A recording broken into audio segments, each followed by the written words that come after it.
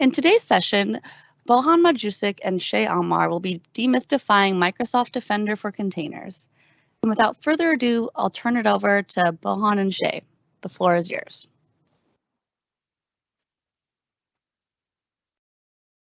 Thank you, Ashley, and a big thank you to the team for organizing this and to everyone who's joining us today. Shay and myself are very excited to hopefully demystify Microsoft Defender for containers over the next 50 or so minutes. Here, we wanted to give you a glimpse as to what we hope you're going to be able to take out of our session today. So by the end of it, we hope you should be able to better understand container security and also hear some challenges that we hear from organizations that we work with that are experiencing in this space. Then we want to provide more clarity as to what the Microsoft Defender for Containers plan is all about and how that is applicable to the different Kubernetes configurations and distributions that you might also have. We then want to switch gears and show you firsthand how this looks like inside of the portal through a live demo. And then obviously we want to end on a high note with Q&A. Should you have any questions throughout our conversation today, feel free to pop them into the chat window. We do have amazing people from our team also standing by to answer them, and a heartfelt thank you for them as well. So with that, I'll pass the word over to Shay to kickstart our conversation around container security challenges. Thank you, Bojan. Hello, everyone, and thank you very much for joining us today. We are very excited to talk about these topics as well, and let's start. So as you see here on the slide, we can start with the journey of all of organizations are going today with the journey of migration, either shift or lift to the cloud with the container area. We see this adoption is in the much growing area today. Centralized container and doing microservices area is just growing day by day. And having said that, when we are going with that deployment phase and we need a quick response for that area being used public cloud resources that are available 24/7, right? So when you're actually scaling up and do a great migration with the deployment stage inside Defender for Container or either by deploying container pods in all of that area, we see a lot of adoption there. So either way we are deploying containers or Kubernetes cluster, we must have a good solution to implement also and standing point from the security hygiene perspective. Over the past 5 years, use of containers in production increased by 300%, which is amazing. And with that rapid adoption, also security threat landscape is evolving. There are problems that arrive specific containers to the world of that. We will talk about that later. Also show a lot of this area regarding metrics and threat and tactics that we should need to perform. So visibility on that area, giving us a perspective to see what we have in the container usage and traffic flows can be difficult to track. And we will try to provide you some tools today with the tools that we have inside the product to cover those areas. And with that said, Bojan, we can continue with the journey. And following up on what Shay said and the trends that we saw earlier, when it comes to the containers threat landscape, here we see 2 trends, both of which are alarming, namely the increase in number of attacks and the rise in their sophistication. And what we hear from organizations that Shay, myself, and the wider team work with is that traditional security solutions simply aren't equipped to provide visibility into container usage and even to monitor traffic flows. This all then makes it challenging for an organization to stay on top of secure configuration. And unlike traditional compute resources, the very nature of containerized applications, which are elastic, often short-lived, even immutable, creates a need to then fix vulnerabilities early on and often makes a dedicated container security strategy essential to any organization. The goal that we want to strive towards is assuring that container environment is running as intended, including protection of infrastructure, software supply chain, runtime, and everything between, which is why it's important not to only focus on one specific phase of that life cycle, such as runtime. In order to accomplish this goal, we need to be looking at the different phases of the container life cycle. So focusing solely on one stage is simply not good enough, because as we see it here, it starts with build, then it proceeds to ship, followed by deployment, and only then are we getting to the runtime phase. Meaning basically we need to be checking all of these phases to ensure that we are striving towards reaching zero vulnerabilities in running deployments. And in addition, the very nature of containers, which provides security through immutability of images, creates different challenges for us that we need to address by, again, looking not at one, but across the different phases of the container lifecycle, and ensuring we then check and address security issues early on and in each one. And with that, I'll pass it over to Shay. Thank you, Bojan. That was amazing. So as you see, when we are talking about containers, and they have become a major part of many organizations of IT workload, it's become crucial to consider the unique security threats and target such environment. When we are building our security solution, the first step of this process is first to understand the relevant attack landscape. So what you can see here, and Bojan mentioned it with the stage that you can take it from the stage of CI/CD, continuous integration or continuous deployment. So you're building, you put in the images, and what you are doing, you can deploy them inside to your cluster. Having said that, what you see here is actually the attack matrix that Microsoft took part in the Center project and contributed that knowledge that company gained in the field of container security. So Microsoft actually unparalleled the visibility into threats and trying to help us to really understand the real world attack against that containerized workload and provide us this information about tactics and techniques that used in those attacks.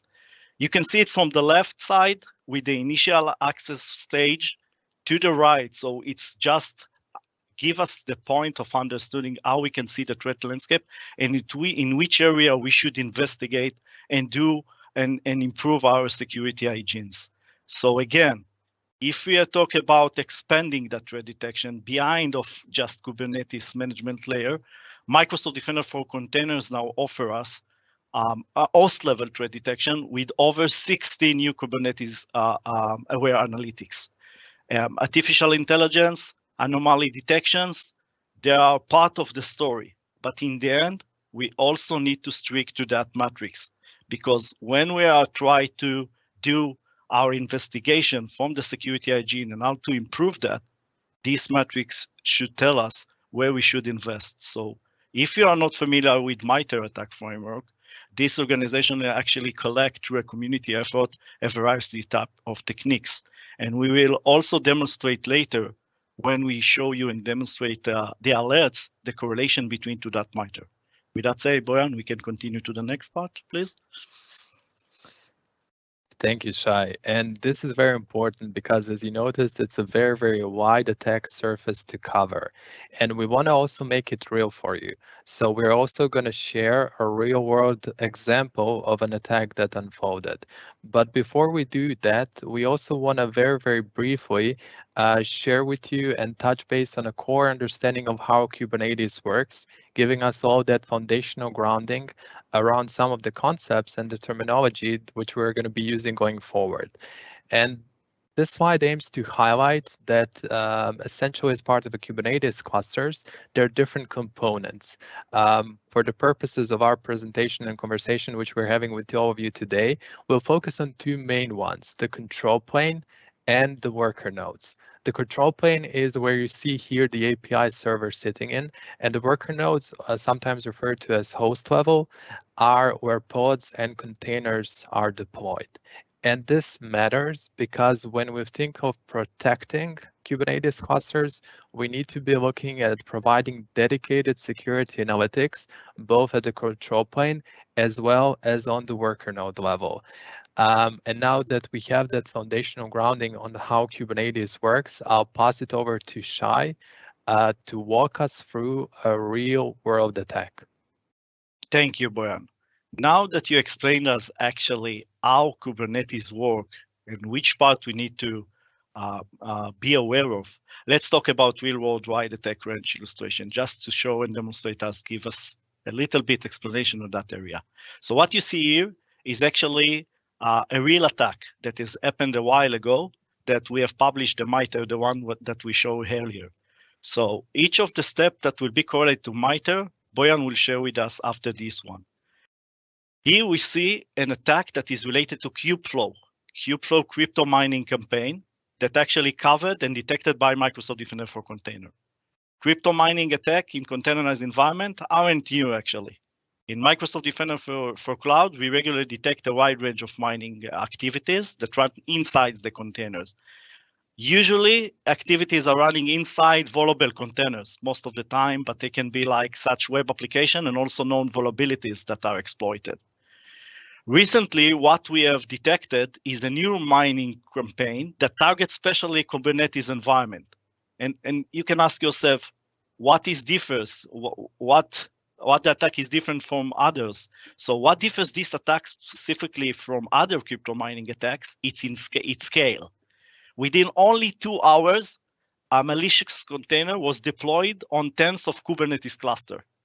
By the way, these containers run an image from a public repository. By the way, it's Monero miner, but you don't need to remind and to remember this. And the image runs an XMR rig.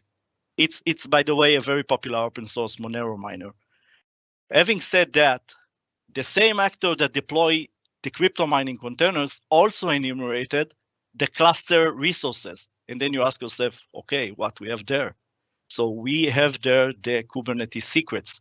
And this might lead to exposure of connection string, passwords, and other secrets that might be enable lateral movement for the attacker. The interesting part, by the way, is that the identity in this activity is a system service account. So the fact indicate that malicious container was deployed to the Kubernetes dashboard. And I didn't remind Bojan about Kubeflow, right? So just a small description and a little description of this one. So a Kubeflow is actually a dashboard that you can deploy inside the Kubernetes cluster to manage it. And then sometimes we can leave that exposed to the internet. We saw a variety of cases. So let's summarize this. These are 3 options for how the attacker can take advantage of Kubernetes dashboard. One of them, expose dashboard. The cluster owner exposed the dashboard to the internet, and the attacker found it's by scanning, for example. The second one, the attacker gained access to a single container in the cluster and use it and the internal networking of the cluster for accessing the dashboard. Yeah, we're talking about the same area, it's the same dashboard. And of course, the third one would be the legitimate browsing to the dashboard using cloud or cluster credential. The question is, which one of the 3 options above was involved in this attack? To answer this question, Bojan will help us to solve this. Bojan? Thank you for the brilliant rundown, Shay. So we want to also take what Shay just walked us through, this real worldwide attack, and we want to map it back to the Kubernetes attack matrix. Hopefully, this gives you a sense of the various threats that target Kubernetes, and not only for this specific attack, but we also see it in other attacks as well, that it spans different tactics, each containing techniques which were used. And one way we can think of techniques is specific methods used by bad actors to potentially compromise the target environment. Again, emphasizing the need that we need to be looking beyond a single tactic, making it essentially a very, very wide attack surface area to cover. In order to address these and other container-related security challenges, now we want to go into what we believe can help organizations here, and which comes in the form of Microsoft Defender for Containers. So Microsoft Defender for Containers is a new Kubernetes offering, which is part of Microsoft Defender for Cloud, offering not one, but a set of benefits and advanced protection capabilities, which we released back in December of 2021.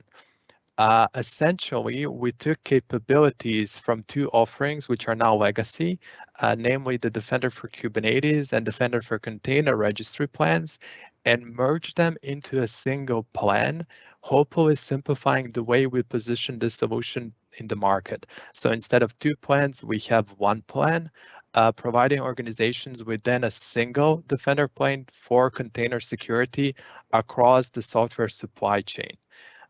It's important to highlight that we didn't deprecate any existing capability which was present in the previous 2 what are now legacy plans. On the contrary, so we even added new capabilities which are part of the Microsoft Defender for Containers plan and which are not available either in the Microsoft Defender for Kubernetes or the Microsoft Defender for Container Registry plans. A scenario a lot of organizations asked us to support was AKS VMSS nodes, which due to the very nature of the log analytics agent made it hard to stick on those VMSS nodes, and we couldn't support it with the previous 2 legacy offerings. But we do support it with the Microsoft Defender for Containers plan, and a little bit further on, Shay is even going to share with us a little bit more about the new native Kubernetes agent that we do in order to facilitate this.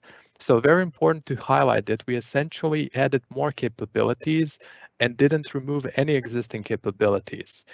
We even leveraged this new native Kubernetes agent, and this is huge because it also then removes the dependency on Microsoft Defender for Servers plan and the log analytics agent to provide threat detection at the worker node level or on the host level, as some organizations call it. And this is important because it allows us then to have one single Defender plan offering this kind of capability. So both security analytics at the control plane level and on the worker node level. And what we've done here is, in partnership with the amazing Maya Herskovits, we went ahead and for your reference, we grouped the 5 major groups of benefits of these plan into these 5 buckets or 5 pillars. And we now want to give you a glimpse into each one of these. So let's start with advanced threat detection. Thank you, Bojan. That was amazing again. And let's start about the threat protection, right? This is the place that we want to focus now. So threat protection at cluster level is provided by Defender profile and analysis of the Kubernetes audit logs. Example of event that you can think about it at this level include exposed Kubernetes dashboard that we mentioned earlier, and also creation of high privilege roles and creation of sensitive mounts. It's also things that we should be aware of. In addition to the threat detection that goes behind the Kubernetes management layer that Bojan explained us, Defender for Containers include also a host level threat detection with over 60 Kubernetes aware analytics and also anomaly. Our global team of security research constantly monitors the threat landscape and adding this container specific alert, giving us also a lot of knowledge regarding the vulnerabilities that discovers. So this solution monitoring that growing attack surface of multi-cloud Kubernetes deployment that Bojan will explain us later, and also track the integration that we talked earlier about the Mitre attack matrix for containers. So this actually a framework is developed by the Center of Threat of Defense in close partnership with Microsoft. So we talk about 2 things that are major here. Runtime threat protection for nodes and cluster that are giving us the possibility to generate security alert for suspicious activity. And the other one is runtime protection for Kubernetes nodes and clusters. And then we provide a containerized environment and generate alert for suspicious activities. With that said, Bojan, we can go to the next topic, and it will be vulnerability assessment. So if you remember, Bojan explained us the deployment stage. We take the container, we will push it or read it, store it in the container registry. It could be Azure Container Registry, for example, and then we will start deploy it. Then you will ask yourself, okay, what is the risk here? So the main risk here is that we have an image that it will be vulnerable, for example. Now it's coming to place the vulnerability assessment solution.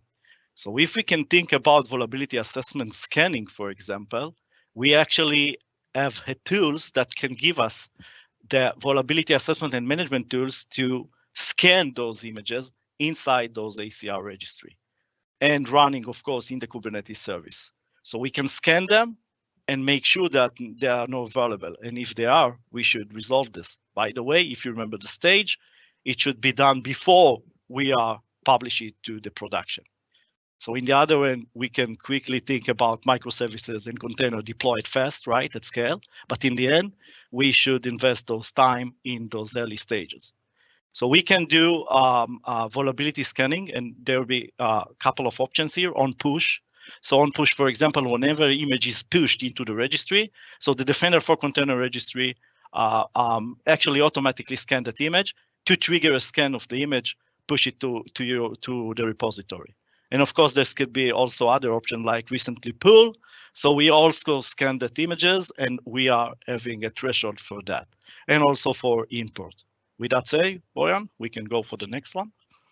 And in addition to the two capabilities Shay just walked us through, both of which are extremely important, we also need to ensure that workloads adhere to security best practices, which is why on top of the advanced threat detection and vulnerability assessment, another major benefit of the Microsoft Defender for Containers plan is hardening and Kubernetes policy. Simplified, we can see this as Microsoft Defender for Containers detecting if there are any misconfigurations at the cluster level and providing us with recommendation which contain best practice guidance on how to harden our cluster. In addition, with the help of the integration with Azure policy add-on for Kubernetes, we can even then have this kind of a best practice guidance for workloads, ensuring we also then have proper security hygiene in addition to the cluster level, also for our workloads. The next major benefit of this plan that we want to share with you is the multi-cloud support. So for that, I'd like to start by briefly touching on the different Kubernetes distributions which we support as of today. So we can even, a way of approaching this conversation could even be looking at firstly inside of Azure, so Kubernetes distributions inside of Azure, such as AKS, which is our first party Kubernetes service, which we already support and it's generally available.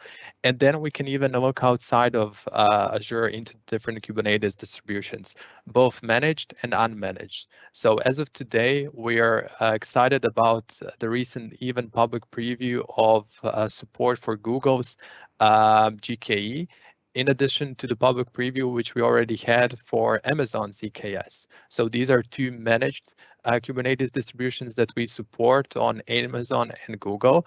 And in addition to it, together with the integration with Azure Arc, we're able to even then support Kubernetes distributions which might be running on-prem and which might be running even in other public providers' IaaS workloads.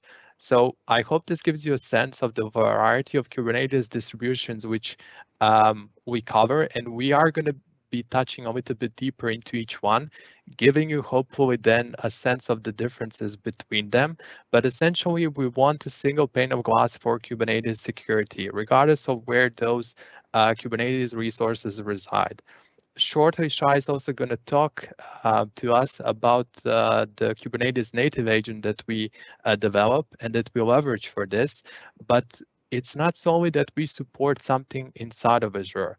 Again, this is a multi-cloud product and a solution, meaning we are looking to support and do support Kubernetes distributions inside as well as outside of Azure. For outside of Azure, we do leverage Azure Arc, where the Defender is deployed as an Arc extension. And in addition to that, we can then connect through Azure Arc clusters to Azure and then apply Defender for Containers on them. So with that, I'll pass it over to Shay to cover Kubernetes native deployment. Oh, thank you, Bojan. So let's focus about the native deployment. Bojan covered the multi-area, the multi-cloud, and now we talk about what we have in the native one. So when we are deploying actually the AKS, what we have here is Kubernetes daemon set. We have the daemon set, which is provide us the runtime protection and collect those security signal and events from the nodes. We are using a technology named as eBPF. If you are not familiar with the acronym, eBPF is actually a revolutionary technology that originates in the Linux kernel that can sandboxes programs in the operating system kernels. It used to safely, efficiently extend the capability of the kernels without requiring to change the kernel source code or add either kind of modules to the kernel itself. And the other part that we have is policy add-on, Azure policy add-on. We're extending the gatekeeper to apply at scale Kubernetes data plan policies with the enforcement of that capability. And we will demonstrate also in the demo section which option we can do. Like, for example, we can deny things that will be deployed to the cluster. For example, valuable things or something that is not trusted. And with that said, Bojan, we can continue to the next part. And let's talk about architecture a little bit, because we covered AKS, we discussed a little bit EKS, right? AWS EKS. We also mentioned that we are covered GKE from Google, and we also have Azure Arc Kubernetes cluster. So let's start with the first one, right, Bojan? So here we are with AKS cluster. What we're trying to demonstrate here, what we actually deploy inside the cluster. So you see, we have illustration about the Defender profile here. So you can think about like that. When we are deploy the Defender for Container plan and we are enable it on the cluster, we have two parts. Defender profile. We are deploying the Defender profile to each node to provide us this runtime protection and collect the signals from the nodes using the technology that named as eBPF. And the other section is Azure policy add-on for Kubernetes. By the way, is marked by colors. So we have a cube, a green one, which is stand for the Defender profile. And you see it with the light blue one, the gatekeeper Azure policy. And this can give us the ability to do wonderful things. One of them for the cluster, that we are protecting the management API server and monitoring against any kind of threat besides of it.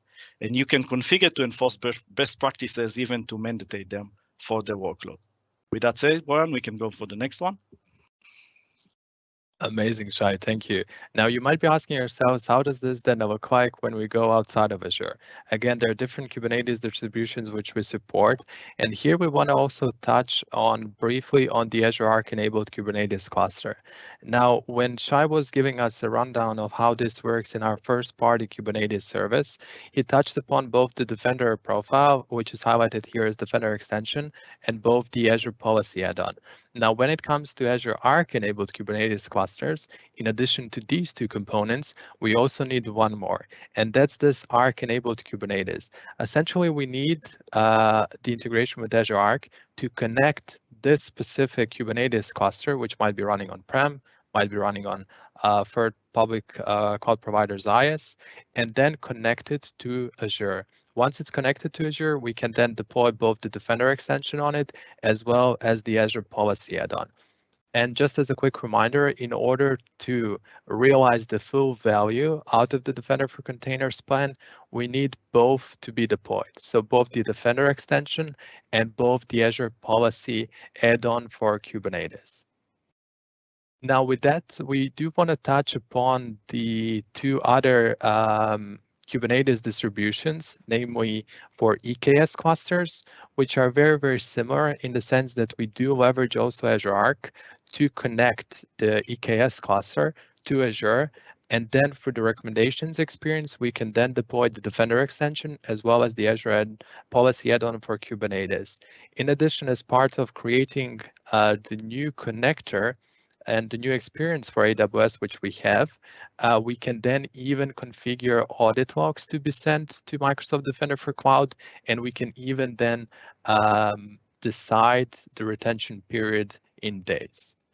Now, when it comes to GKE, it is slightly different compared to AWS in the sense that in addition to leveraging the Azure Arc-enabled Kubernetes component, which again will connect that cluster to Azure, we do support auto provisioning of the Defender extension as well as the Azure policy add-on for Kubernetes. So these can be deployed using auto provisioning. And in addition, audit logs then get sent to Microsoft Defender for Cloud and via Microsoft Defender for Cloud, obviously to Microsoft Defender for Containers. So hopefully this gives you a very, very brief overview of how different architectures look like, and maybe a couple of things you need to consider if you're looking to adopt this plan. And with that being said, I'll pass the word over to Shay to show us firsthand of how this looks like inside of the portal. So Shay, feel free to take control of the screen. Thank you, Bojan. Let me share the screen.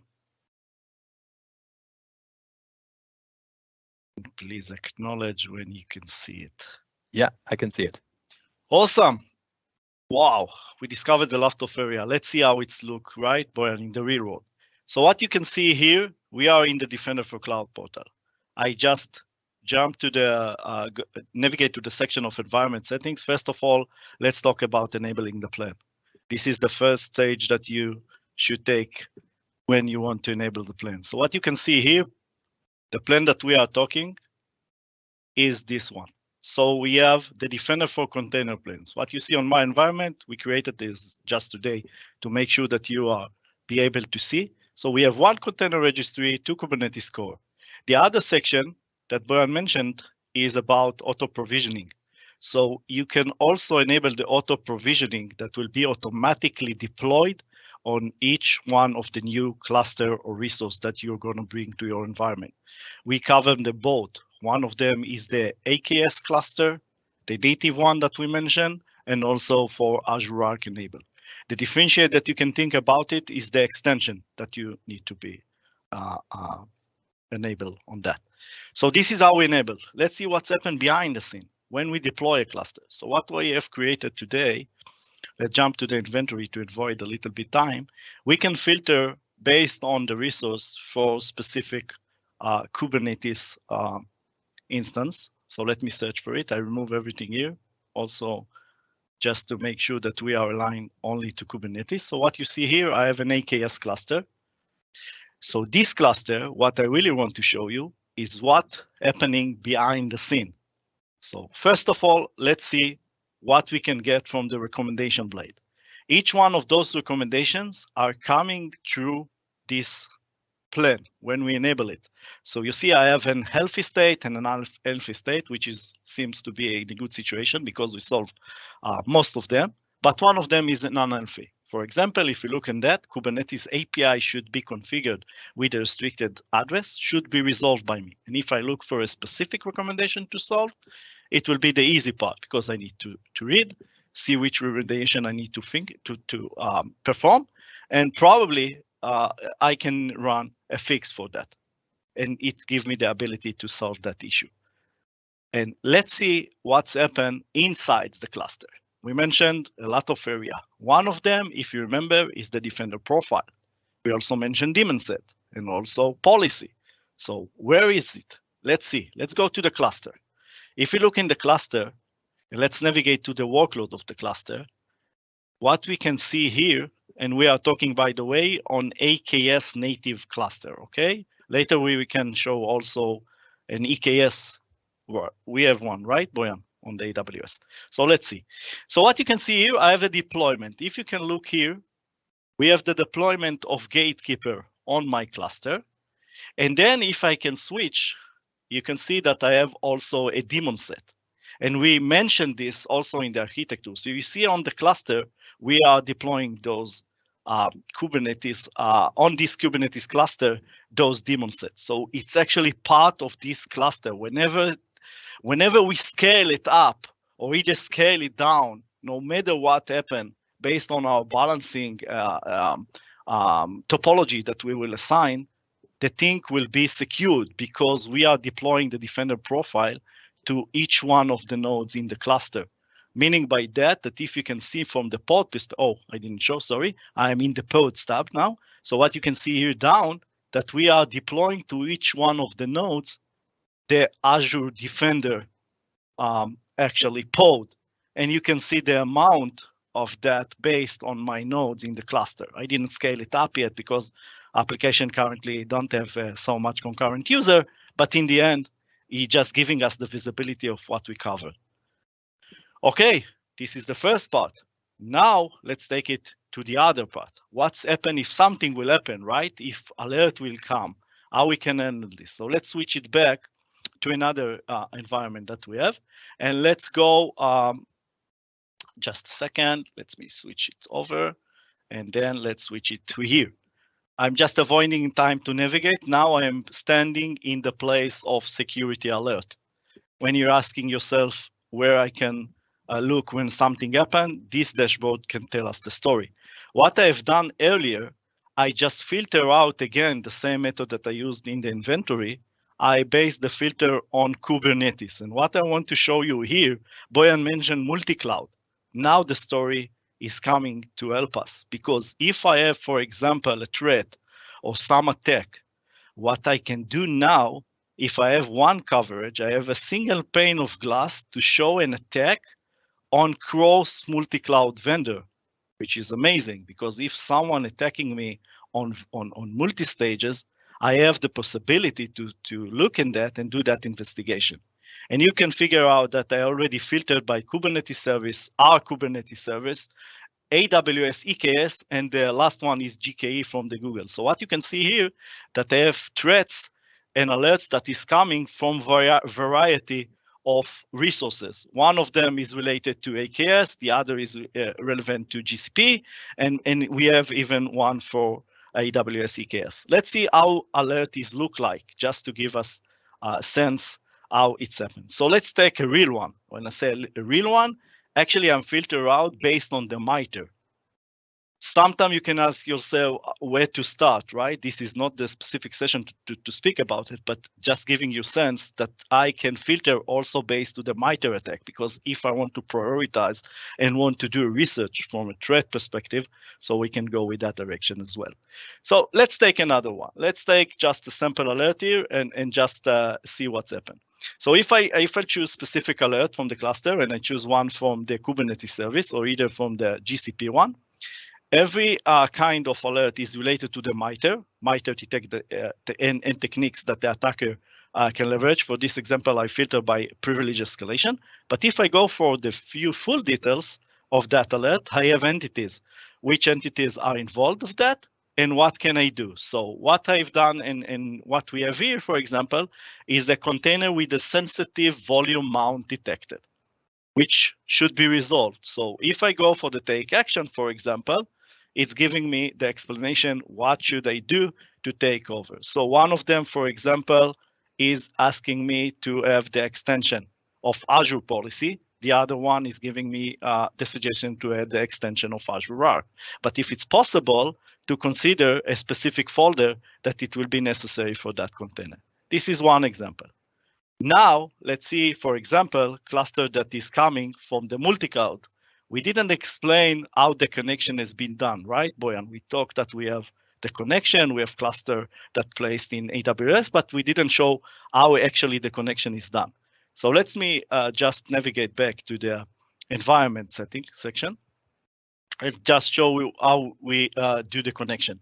For every connector that we have, and we can create connector for AWS, for example, or either by for GCP, what you see that we are covering 3 plans. Today we are focusing on this one, on the container part. So when we are and enabling the container plans on AWS or either by GCP, for example, we have the option to enable the deployment on the AWS side. The way we achieve that is we giving access to that account via the correlation of the subscription. So we just correlate the ARN account with that. So this is how the connection is done. But what we need to perform on the cluster, that's interesting. Let's go to inventory again. And let's switch it back. I will try to filter based on the EKS cluster. Again, I can do the same trick here, filter by the specific resource if I know it, or either by just click the name if I remember. So when I'm talking about the specific EKS protected, and I just remember the name, it's not something special that I've done via the filter, right, Bojan? We can filter by the service, but it's just to save time. So what you can see here, this cluster is actually is from AWS. And why I'm telling you this, because I can also show you that I've prepared an environment that is connected with kubectl to this cluster. And why I actually choose to show you this, because you can see here that I can query from the cluster, and I just want to show you which pods we have in AWS. It will be different than the one we have in the AKS, for example. So I'm just using the kubectl command. I'm connecting to an AWS cluster, and you can see here that we are seeing AWS nodes here. And if you remember, the same methodology also applied here, because we are leveraging the same Azure Defender pods inside this cluster. So whenever we raise an alert, for example, or something will happen, we're using the same methodology of deployment to cover this cluster, which means that if we come back to the portal, so we have a solution that giving us the ability to see if something will happen in the cluster and also solve some recommendation that is related either for that point as well. For example, I can avoid things to be happen, like I don't want to deploy from an untrusted location or thing like that. That would be one of our example of recommendation. Let's jump through back to see what we have here. And again, I choose an EKS protected demo. Let's go to the cluster. And if you remember, look on the specific side. And if I have like an alert, that it will be raised here. So let's take it again. This is for EKS. If I want to see about AKS, I can do the same trick. I can connect to the cluster, show the pods. You will see the same direction here. It will look the same, but it will be different because here, if you remember, and Bojan explained us very well, we are not relying on Azure Arc because we are doing it natively. And again, this is like giving us the ability to understand now what we have done differently between native one and not native, like Arc based.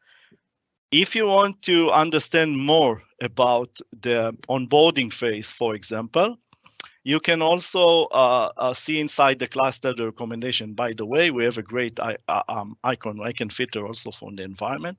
Maybe it will give us more sense of knowledge to see.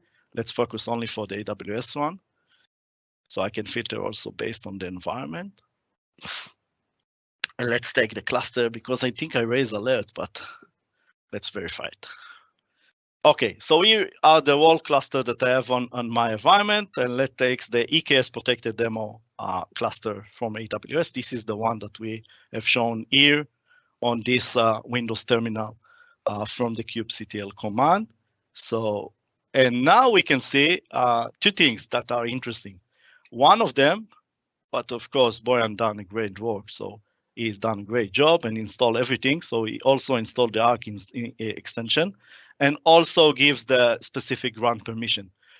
If you ask yourself, how can I improve? How can I perform the onboarding of Arc extension? It's all inside this recommendation. So what we are showing you here, for example, how you can create the kubectl current context for the cluster, and how you can download the script and run it against your cluster. So if you do the fixed way, you get a remediation script, then you can run it against your cluster, and you can do it either by connected specific or directly with any management tool that you have. And if you look for the alert, oh, now I'm happy, Bojan, you see, because I try to remember where I raised this alert. Actually, we have documented this. This is part of the test that you can done. So I just create a fake alert on the cluster just to make sure that we are having this capability.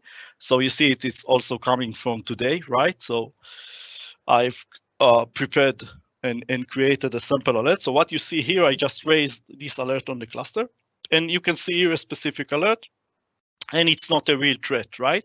So it's just giving us sense that the cluster is in a good shape. And then if you look inside, we have the Amazon resource, and now you see the correlation between the ARN account that we mentioned earlier, and also the effective on the subscription ID that we have in that. Okay, what to do with that alert?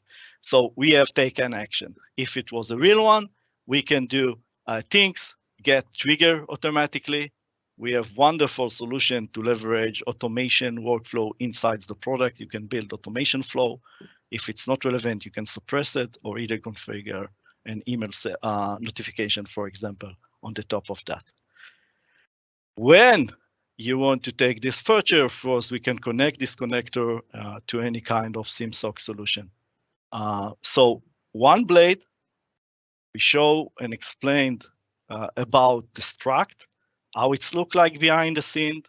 We covered EKS, we talked about AKS, we talked about inventory alerts. I think, Bojan, we are good to go. This was amazing, Shay.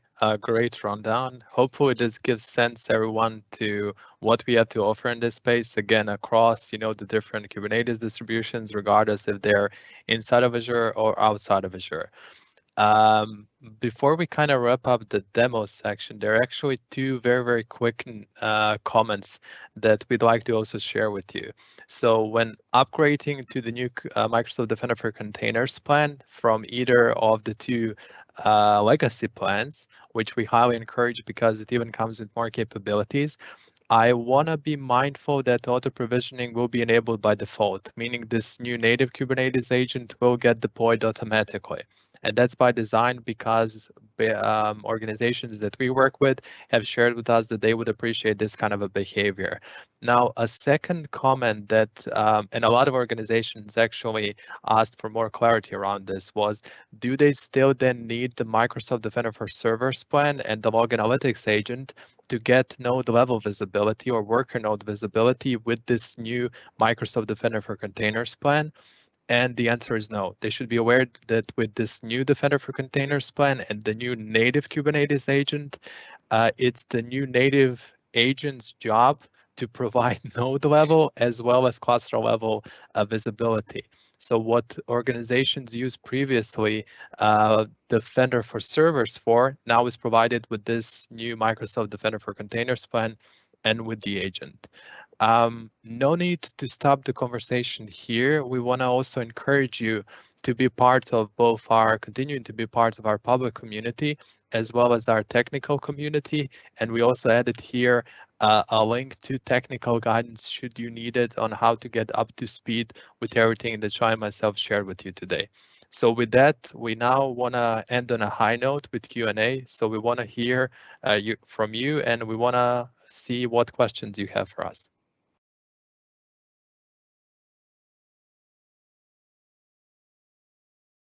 Okay, yes, we do have a couple questions. So the first question we have, let's see, if Gatekeeper is an admission controller, can it check if the image is signed or not? And based on that, ingest image to run in cluster.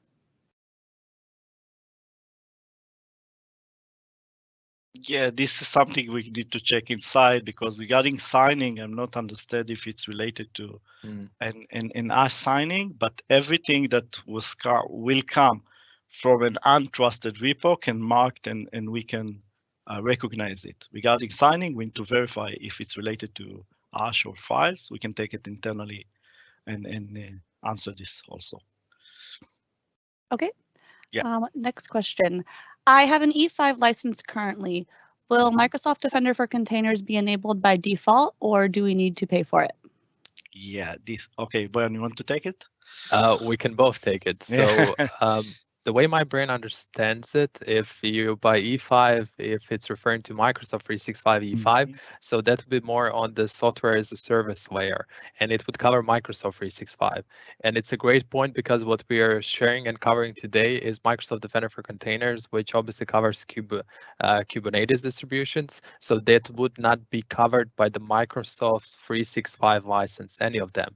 It would be covered through a plan inside of Microsoft Defender for Cloud. It's the plan that Shay actually showed us when he opened the amazing demo by actually showing the Microsoft Defender for Containers. So that's the plan that would provide the capabilities which we talked about today. And feel free to add and enrich Shay. Yeah, I think the best way also, Bojan covered all, just to make sure that you have a contact with the account manager for your account, make sure what is covered, what is not. E5 is as Bojan mentioned, it's a separate offer, but yeah, you can confirm that as well. Okay, and next question. Do non-Azure containers require the Arc agent in order to use the Defender for Containers plan? Correct. So one way of looking at this, And Shay did a brilliant job in explaining for AKS. So it's essentially an Azure first-party Kubernetes service. So there we don't need the Azure Arc agent because essentially we do the integration in the backend. However, when we go outside of Azure, we do need a capability to connect those clusters to Azure, which we use through the Azure Arc. So Azure Arc allows us the ability to connect those clusters to Azure, and then for that integration and that connection, we're able to apply Azure services on it, such as Microsoft Defender for Containers. And technically, through that integration, we're able then to deploy the Defender extension and the Azure add-on policy for Kubernetes, namely the Gatekeeper. Mm-hmm. Okay, and then let's see. We have an extension of the question, does this support ARO? The question is, will there be a payment model that aligns more to actual usage, for example, per hour core, as opposed to a flat fee for the entire month? I think Bojan shared in the last slide deck the link that we have to the pricing information. We based it on a core. We also have a great workbook that can help to more understood. Yeah, but we are actually pricing based on vCores, which meaning that we have explanation and this is something that can be also estimated with that as well. So it's really depend of the amount of the cost of the cluster. And we also cover a scanning for the vulnerability. So if it's relevant or not, it can be estimated with that tools as well. And I would also like to add that the Defender for Containers does support any CNCF certified Kubernetes cluster. So we obviously didn't go into all of the different distributions, mainly because that would require a couple of additional slides altogether. But any CNCF certified Kubernetes cluster is supported with Microsoft Defender for Containers. So very, very important to highlight. And just on that note, I want to thank our amazing colleagues who have been very, very helpful with answering all of the Q&A questions. So heartfelt thank you for that. So Astrid, do we maybe have a couple more questions before we wrap up for today? Yes, we'll just do two more. So let's see. Do you have a resource about Defender for Containers audit logs? The audit logs generate quite a lot of logs and costs. Can this be adjusted? So we do actually have it for AWS. For AWS, even Shay brilliantly showed as part of the new connector experience, we even have the setting where an organization can configure the retention period for audit logs and days. For GKE, I will need to actually double check. I do know we also have technical guidance on our Microsoft Docs. So I would also encourage everyone to also have a look at those, because if there is actually something that needs to be called out or highlighted, our Docs team does a fantastic job of making sure that that's there included. Okay, and then the last question. Is there a way to manually deploy the Defender profile and Gatekeeper? We can have this option via Azure policy. So if you are not going with the auto provisioning, so we have a policy inside the Azure policy, which you can leverage to perform that as well. Yeah. Oh. So go ahead. Yeah, go ahead. No, go ahead, Ashley. That's all. Thank you. Okay. So thank you for the great presentation, and thank you for being our guest today. And thank you to the rest of the team who helped answer questions. At the same time, I would like to remind the listeners that the best way to ensure you don't miss any future webinars or Mitre announcements is to visit our landing page at aka.ms/security-community. And while there, you'll find easy ways to navigate and find the resources and learning content relevant to our security products and their communities. A good start would be browsing our bite-sized product videos and ninja trainings, recordings of past webinars, GitHub communities, and more. We'd love to hear your feedback on how we can improve these webinars. Please take a minute by submitting your feedback at aka.ms/security-webinar feedback. Thank you, and see you next time. Goodbye.